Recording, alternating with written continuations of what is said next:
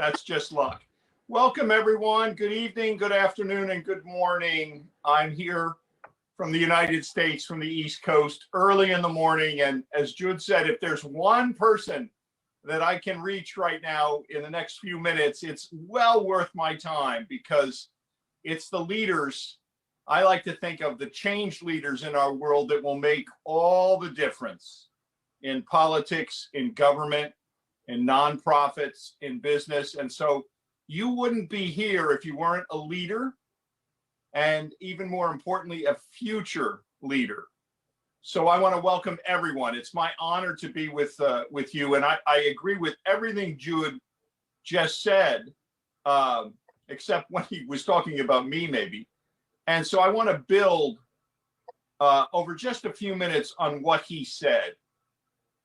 We have developed, and I've written books about this, and you can get some of them online fairly inexpensively.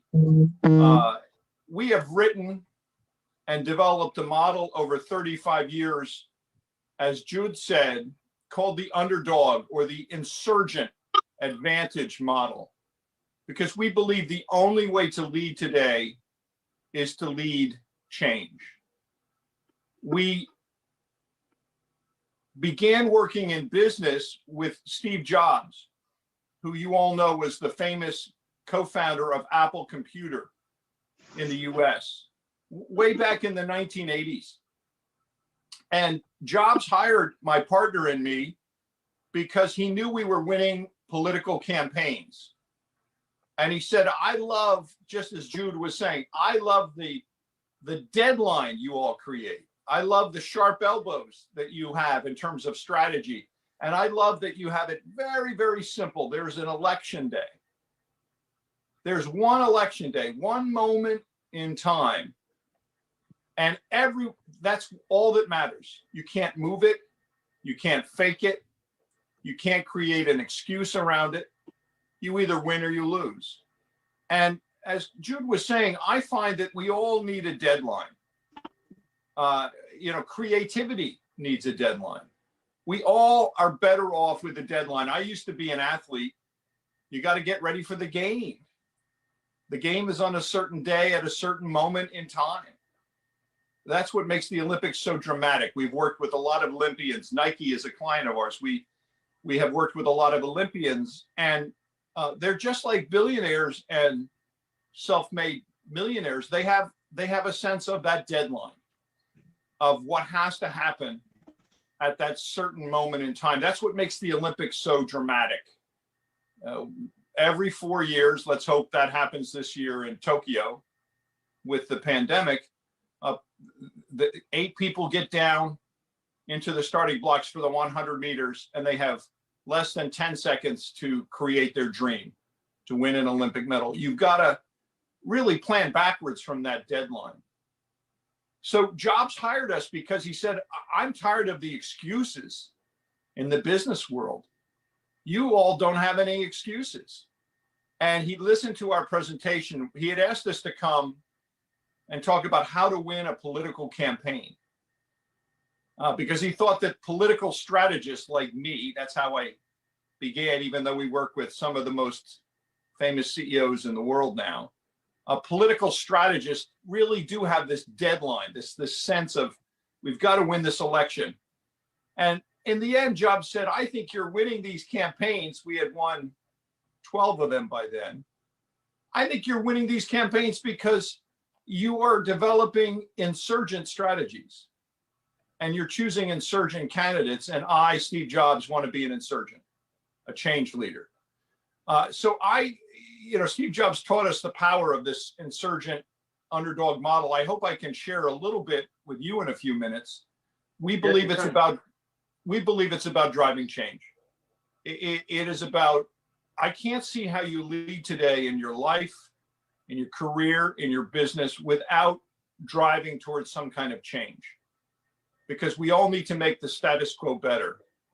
The reason we won our 20th campaign, our 20th global campaign that we've advised in 2020 with Joe Biden, was we ran a change campaign. It was about change from the incumbent, Donald Trump. And all of a sudden, Joe Biden, almost 80 years old, became the insurgent, the change leader. And that's how we won. And I will share with you a secret. We have not won any campaign without being a change leader, without standing for some kind of change, because elections are always about change. And today, I want to recognize the context of COVID-19. I know that many of you out there are hurting. You know people who are hurting, who have health challenges, financial, personal, spiritual, mental. The one piece of advice I can give you is you can't control some of what's outside. I hope the vaccine can soon go everywhere. We can't control. What you can control right now is the inside. You can control your ability to sit down and create these goals, as Jude is saying. You can control your state by staying in a good physical state. Go take a quick walk with your mask. Do your exercises. You can control your psychological state.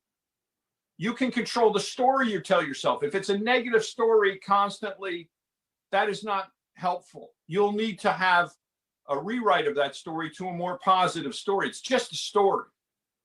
And the winners and the billionaires and the millionaires that I know and work with have a very optimistic story. They control their own story. They control their own state. And they choose their own goals and they build their own strategies. If you think of it, that's something that's very powerful.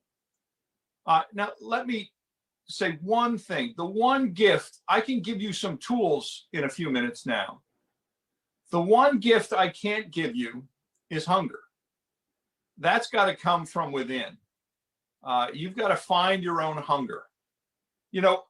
All the research that, and this is, I write books about this, it shows two things that are relevant. Number one,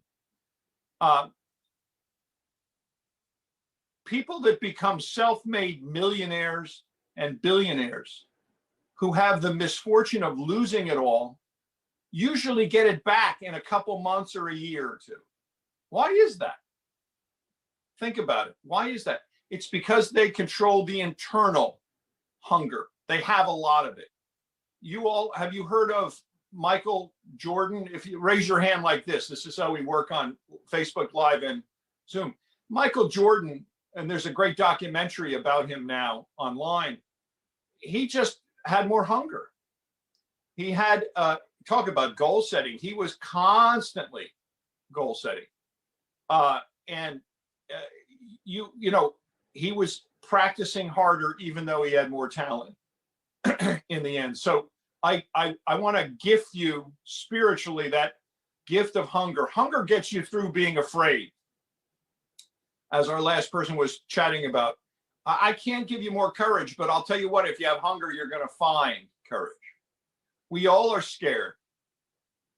If you're not doing something, if you're not feeling a little uncomfortable now, in the context of all of this crisis around us with COVID-19, well, you're not being bold enough. Reach down and find more hunger and try some new things. Get a little bit more uncomfortable, because you have to be a little uncomfortable to grow. You have to stretch on some goals. So that's the first point. The second point is, all the research shows, as Jude said, all the research shows that if you write down your goals, and I'm going to give you a very quick way to do it. If you write down your goals, you have a much greater chance, maybe 2 or 3 times the chance of achieving those goals. Writing them down activates your hunger. If that makes sense, please go like this with your hands so I can see you. It empowers your energy. It empowers you. So this is a very critical session. Michael Jordan also said, champions are made when no one is looking. I'm going to repeat that. Champions are made when no one is looking. What does that mean? It means when no one is looking, you do your planning. You write your goals. You imagine what that future looks like. Most of us overestimate what we can get done in one day, and we underestimate what we can get done in 1 year. We overestimate what we can get done in one day. We underestimate what we can get done in 1 year. In a year, you can change your life. In a year, you can write a book. In a year, you can build a business. You know, having written 4 books, they don't happen in a day or a week. You have to create a routine. You have to create a habit, a discipline, slowly. And by the time you get done, you can't believe you've written this bloody book. Does that make sense? Have any of you done something pretty amazing and you look back and it actually was, you actually spent a year or more on that goal, on that big goal? So this process of stopping and writing down your goals, which is our subject today, is absolutely critical. Let me make 3 points about how to do this.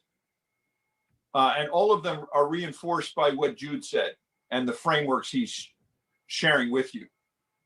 Number 1, you need a vision. You need to sit back with your tea or your coffee or your cappuccino or your hot water. Cheers. And you need to imagine what success looks like. If you can't imagine it, it won't happen. This is where you can be very bold. Imagination is more important than knowledge, said Albert Einstein. I would begin with imagination and vision. And we call this destination planning. So for some of the greatest companies that you've heard of in the world, for some of the greatest political leaders, for Olympic athletes, for nonprofits, for U.S. Special Forces, we have gone through this exercise where we teach them how to imagine their destination. And I'm going to get to goals in a moment, more specific, but let me start bigger. So what a destination means is, what does success for you look like 3 years from today, 3 to 5 years from today? And as you do this exercise, you want to be bold enough not to miss opportunities, but you also want to be realistic enough, as Jude said, not to be, crazy, totally crazy. A little crazy is good. Ask Steve Jobs. A little crazy is good, but you want to have some realistic sense of this, but also have boldness. Don't be afraid when you do this. This is a way of pulling yourself out of that fear and that discomfort. Fear about, am I enough? Fear about, will I be loved? I bet you're all on this call because you want to be more significant. I bet that's one of the drivers here. Well, put that down. Imagine what that significance looks like. You can't really lead if you're not significant, if people are not listening to you. So, we need to make everyone on this call more famous. And that's a matter of building your brand based on a goal, your personal brand, your leadership brand based on your goals. So sit down and imagine your destination. And here's the quick framework we use for companies. I will adapt it to you. There's a few questions you want to ask. You want to write this down and refine it and put it up on the wall. Number 1, 3 or 4 or 5 years from now, this is a future sense. The statement is about a couple of years from now. What is your category? How do you describe what you do? For me, I'm not a consultant because there's millions of those, billions of those. I'm not just a CEO because there's a lot of those. I'm an insurgent strategist because there's only 1 or 2 of those in the world. My partner who I write books with, Scott Miller, and myself. So if you choose a category that's a little bit different, you may build your brand easier in that category. Does that make sense? Think about that. You don't want to be where everyone else is. You want to be where you are. Exactly. You want to create differentiation.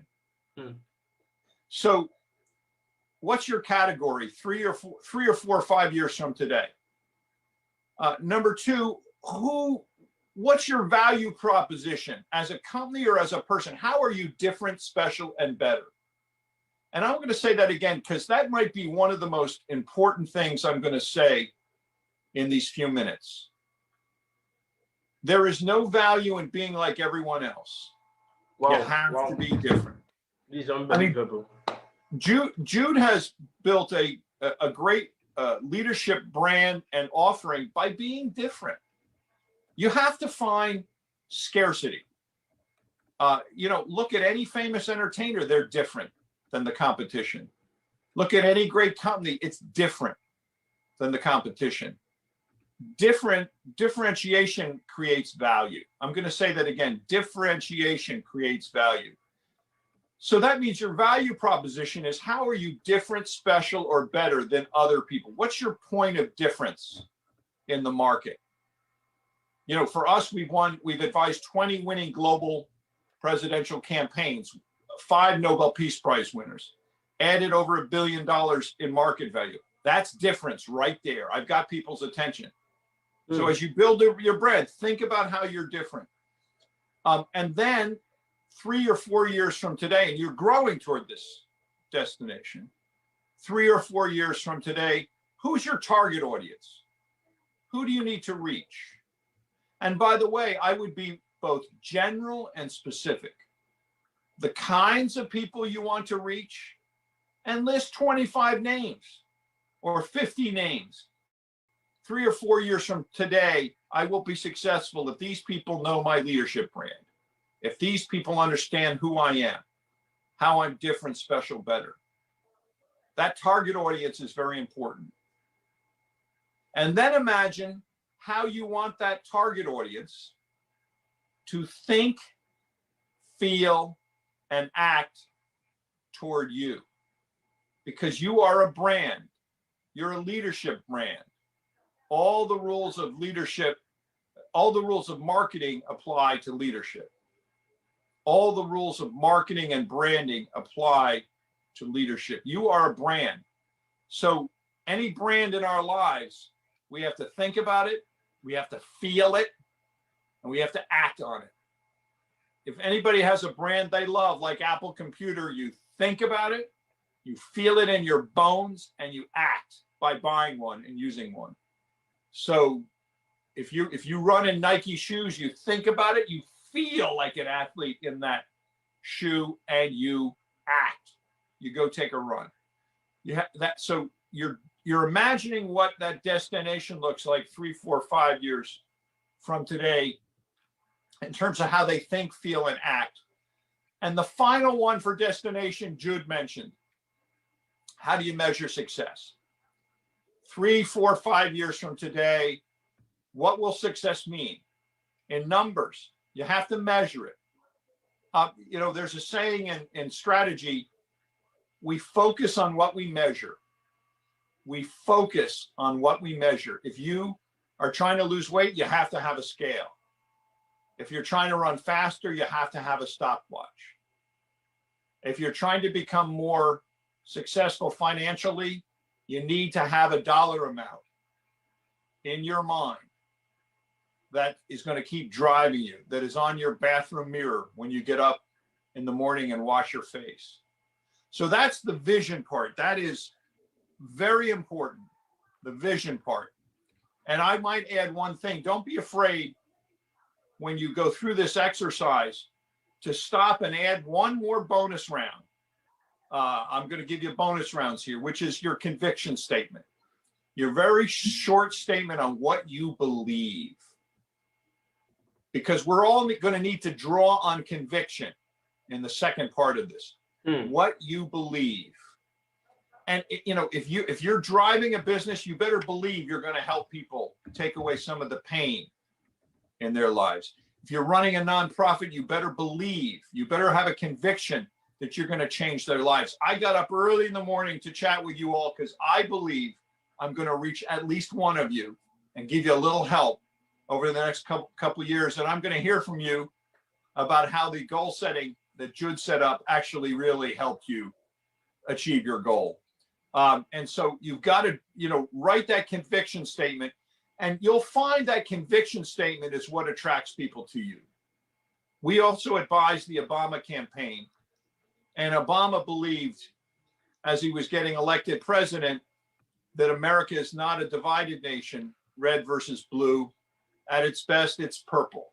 It's the United States of America. That was his conviction. It drove him, and it brought people around him. So don't be afraid. We usually do this kind of training in 3 or 4 straight days, 80 hours. So I'm going to compress this. But the truth is that, people come to you by what you believe, by your belief system. And that's going to be very important in a moment. Now, let me conclude by the third and most important aspect of how I do this. And this, again, it parallels what Jude told us. I do the destination statement, and you should be doing this every couple of years. We have done this for Microsoft. We have done this for Bill Gates. We've done this for very famous people. We've learned this destination statement from people much smarter than us. And I've done it with athletes. It's as powerful for a company as it is for you personally and as a leader. But you can't just have the destination. Now we have to get to the goal setting.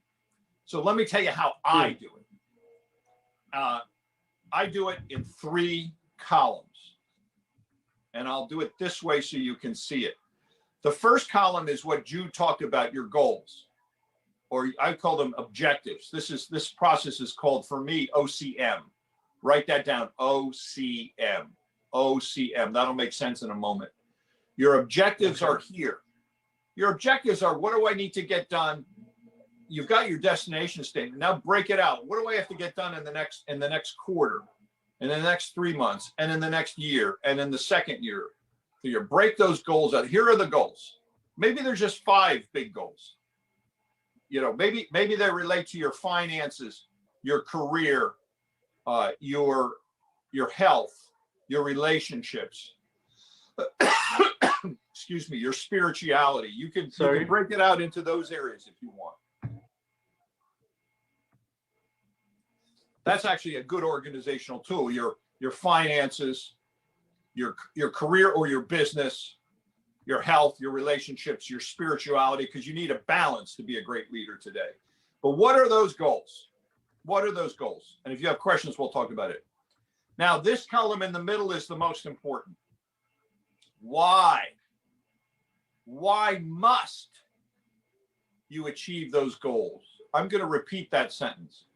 Why must you achieve those goals? Why is it not I should do it? Why is it I must do it? Because if you must do it, if you burn the boats, you have to win the war. You must do it. That's what separates people that get scared and give up versus the great leaders, the millionaires, multi-billionaires, people that change the world. They must do it. Their conviction, remember that word, they believe they must do it. They've written down that conviction, the way they see the world. They must do it. The reason this is important is you're going to get disappointed. You're going to fail. You may adjust some of these goals down the line, but when things get tough, and they get tough in every business, I've built 5 or 6 successful companies. When they get tough, you got to go back to why am I doing it? Does that make sense? Think about that for a moment. You got to draw on the why. Why is Michael Jordan getting up earlier and practicing all those jump shots? Because he wants to be not just the greatest basketball player in history, but the greatest person in any category in history. He's that high above, in his time, anyone that ever played the game. It's a conviction. It's a why. So why must I do it? Why must I lose weight? Why must I have a successful relationship? Why must I build a nonprofit? Why must I feed more people? That's the key. What's it going to do for me? Why must it happen? What is the consequence of not doing it? That's another way of writing the why. This is why we must succeed. That's the fuel for getting this stuff done. And the final point in the final column is over here. Over here, are what I call massive actions. O are the objectives. C is the conviction, the why must I do it. Here are the massive actions. And the one thing I would leave you with is nothing happens without action. You cannot leave the site of this phone call and Facebook, Zoom, LinkedIn meeting without taking actions. Schedule a meeting, book an appointment,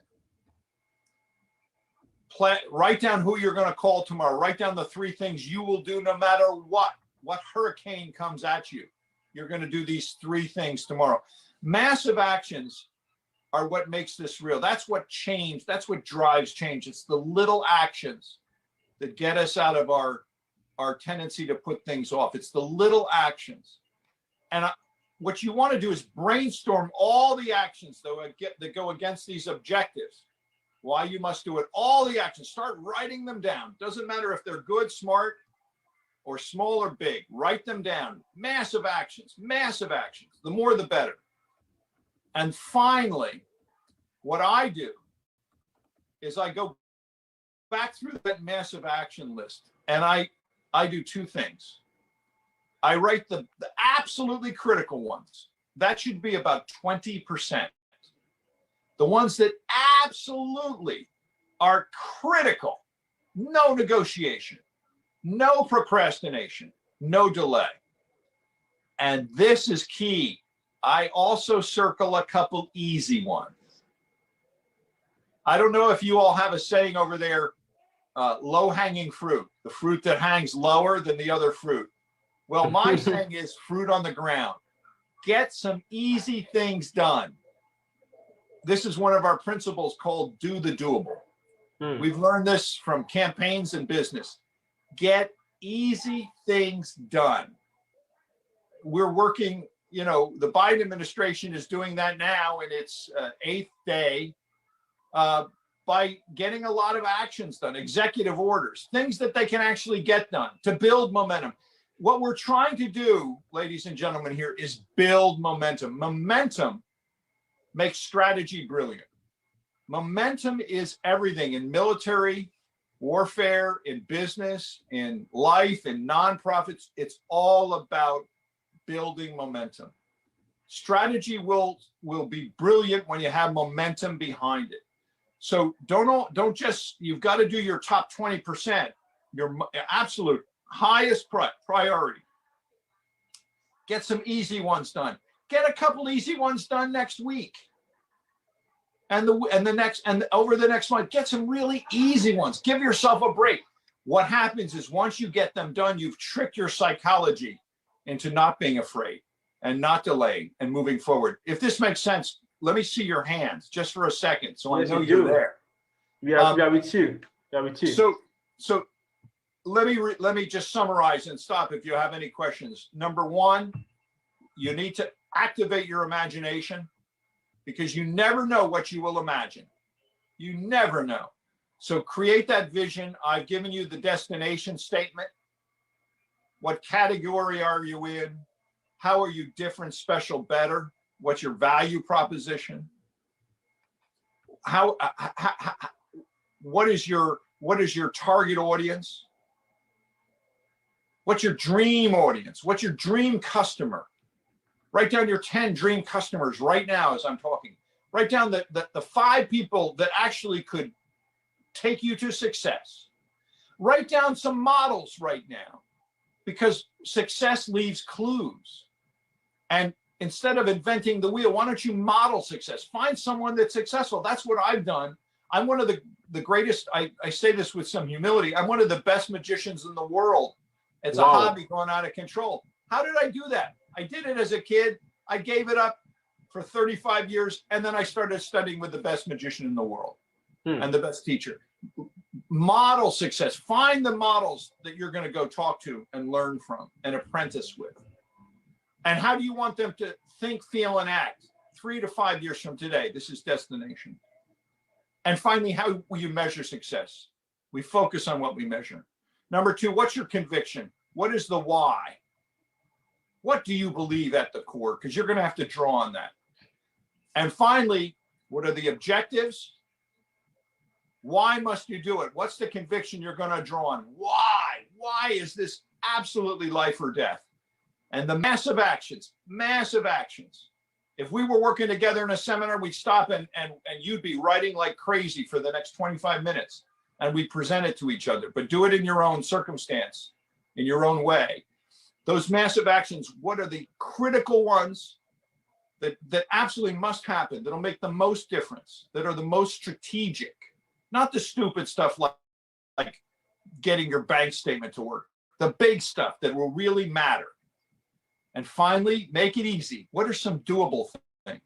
How can you trick yourself into building momentum and to become a great leader? I would only close by saying, I hope you create masterpieces in your life. I hope you find the underdog and the insurgent. And finally, make it easy. What are some doable things? How can you trick me? All right. So, David, thank you so much. That was a powerful one. Please, can we give a round of applause to David? That was great. That was great. That was great. That was great. Thank you so much. Thank you.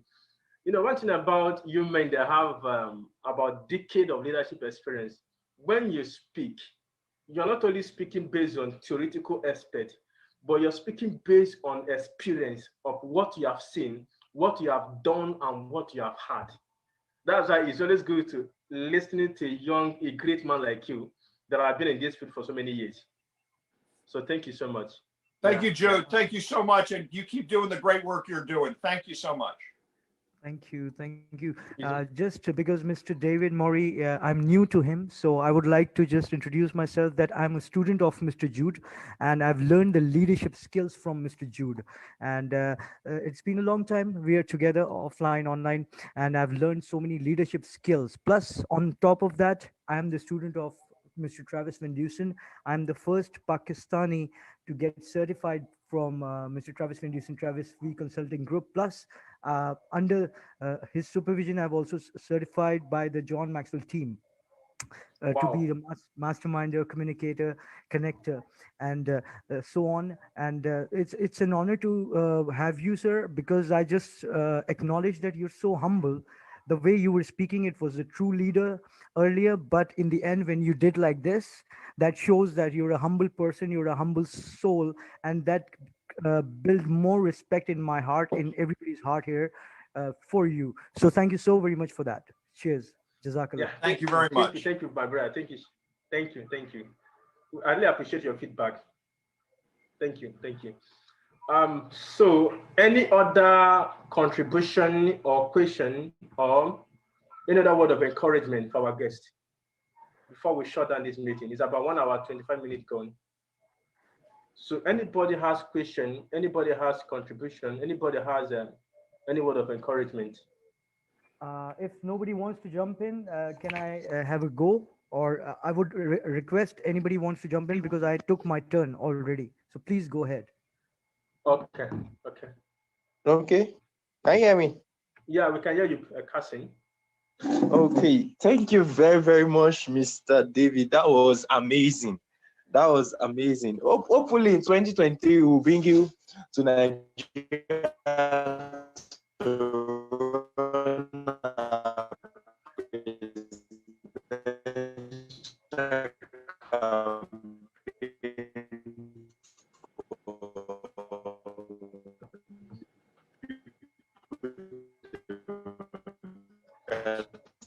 Jude, I'm losing our friend there.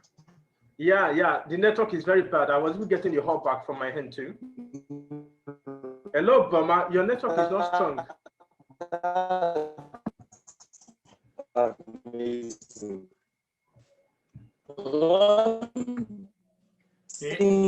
If he calls, he may have to call back in. Yeah, I'm trying to.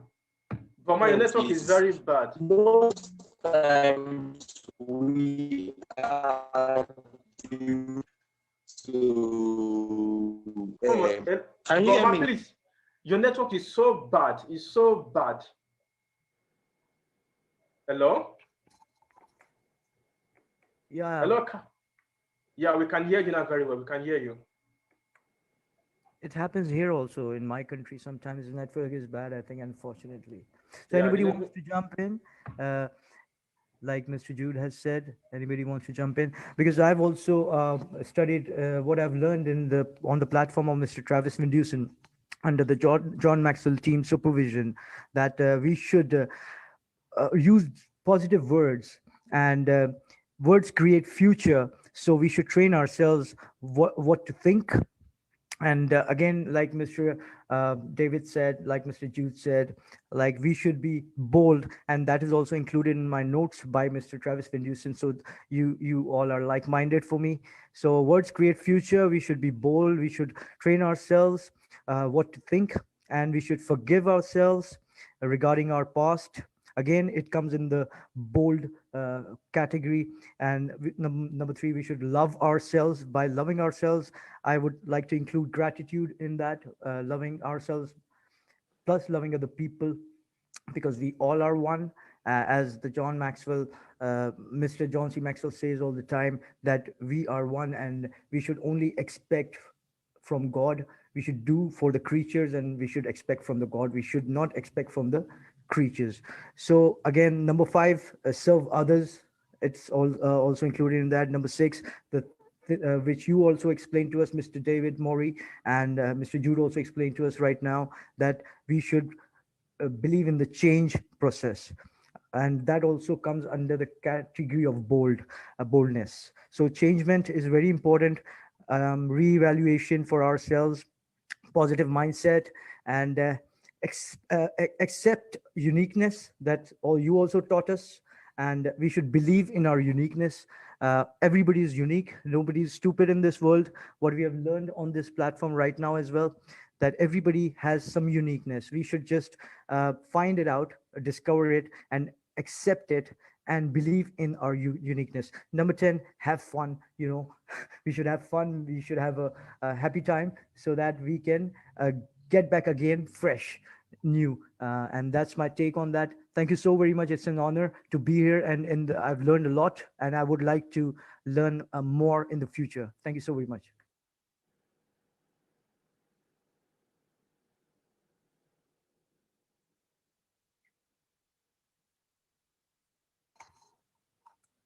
Mr. Jude, I'm waiting for you. We are waiting for you, sir.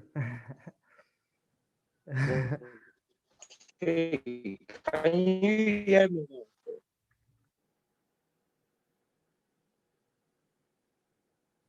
Mr. Jude, your mic is off.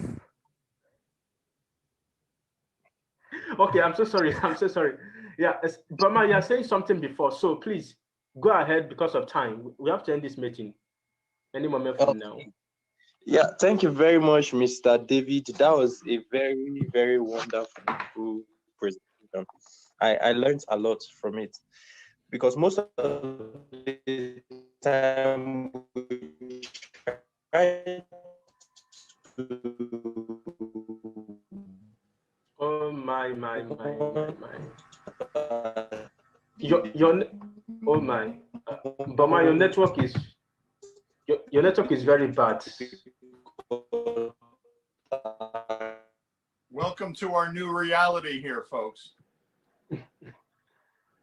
It's a new norm, Mr. Jude and Mr. David and everybody here. So welcome. Yeah. Okay. So I think he's having a really bad network. So Yeah. Okay. Anybody have any other input? So we can allow David to go back to bed. It's only up early in the morning. Yeah. So anybody No. has, Mr. Jude is Okay. asking, Madam Servet, Mr. Evans, Mr. Joseph, please jump in, because we have expensive time here. Mr. Jude is here, especially Mr. David Morey is here. So Javeri Abdul Rahman, madam, please go ahead. On everybody's behalf, I would like to say one quotation to end the show of my mentor, one of my best mentors, number one mentors, Mr. Rehan Allahwala. He says that when your definite desire hugs your mindset, then the big bang happens. And my father used to say that books don't make us rich. By rich, he meant successful. Books don't make us rich or successful, but they open the infinite, exact, new, fresh doors for us.